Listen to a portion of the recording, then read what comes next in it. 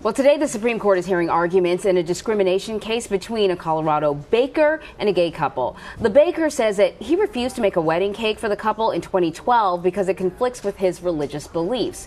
In 2015, the Supreme Court ruled that the Constitution protects same-sex marriage. However, today's case will decide how far those protections go. Here to discuss is Kate Ellis. She is the president and CEO of GLAAD, an organization that supports acceptance for the LGBTQ community. Welcome. Thank you for having me. Good morning. Good to see you. So, Sarah, you say that this case will impact Americans, not just, and this is what's important, not just those in the LGBTQ community. Explain that.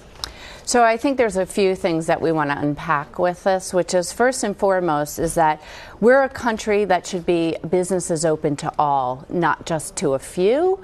We decided that a long time ago, right? And so when we start to be able to parcel out who we serve and who we don't serve, the lines get really blurred very quickly. And so for me, my wife and I want to take our kids to the doctor or need to take our kids to the doctor and can be refused service because we're a gay couple.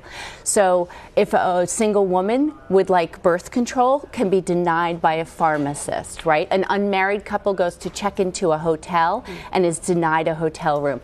It's far-reaching, and so I think the other thing that you really want to pay attention to in this case, which isn't getting much attention, is who's behind the bakers, right? Like, we're talking a lot about cakes, but it's actually the ADF, which is an anti-LGBTQ hate group.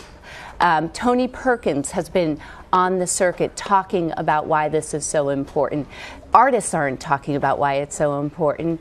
Anti-LGBTQ people are talking about why it's so important. And so this is a direct hit at LGBTQ people, which has been systematic since the beginning of this administration, right? We've seen it from day one.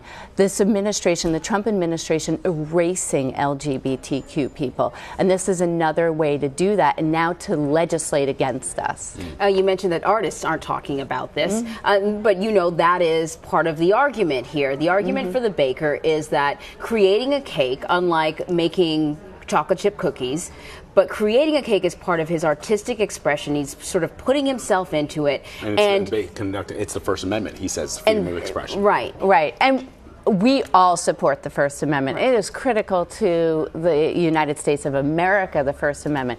This is not about the First Amendment, and that's a ruse. And I think that we really have to pay attention. This is about being able to serve people specifically based on your religious belief. And so we have to be really critical about artistic expression here and using the First Amendment to hide behind. So I think it's really important to pay attention to that today as well.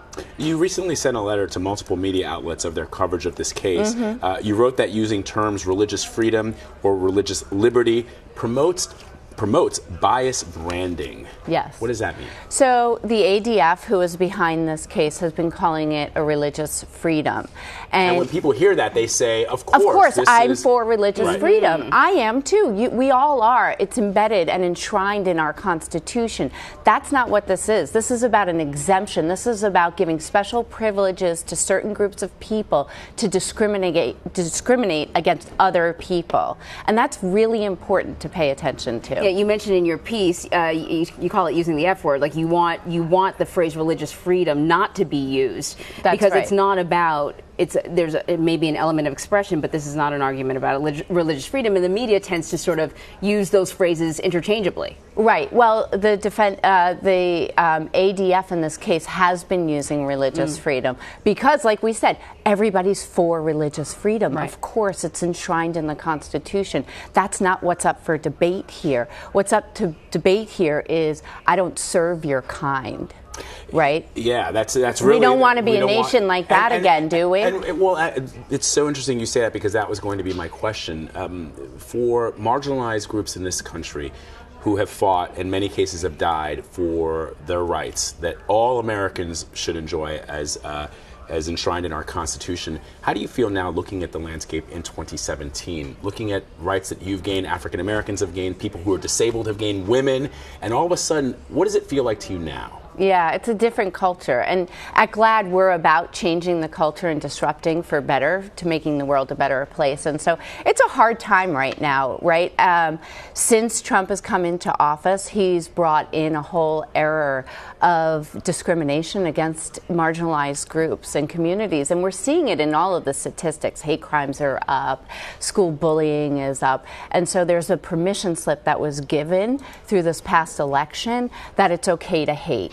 And we're fighting back against that every day. So it's okay to hate people of color. It's okay to hate LGBTQ people. Women are less than. And it's treating all of us like less than. And so what's been really inspiring, though, is that all marginalized communities have really come together. That's actually why I wear this little ampersand. It's about coming together and locking arms and fighting together and making this world a better place for all people. It's an interesting point as well. In the past, various groups have, either been fighting their own fight and not seeing the connection. In silo, like silo. Say, I remember, 20 or 30 years ago, African Americans would say, well, no, what the LGBTQ community is fighting for is not what we're fighting for. And now everybody seems to have come to the realization that we're all in this together. Yeah. You got to sort of, get together, or you're going to be unsuccessful, because it's easy to splinter people up. Exactly, and that is actually right after the election, a bunch of civil rights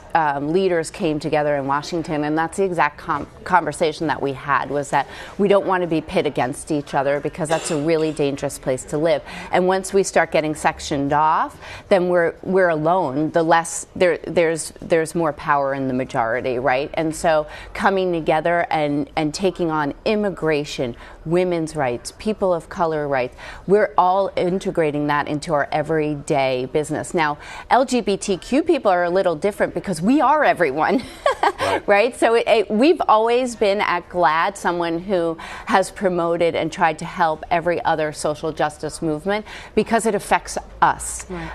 We are immigrants, we are people of color, we are women, and so it's been a very natural thing for us at GLAAD. Well, Sarah Kate Ellis from GLAAD, thank you so much for stopping by. Thank you very much for having me. Appreciate it. Yeah, thank you. Thank you.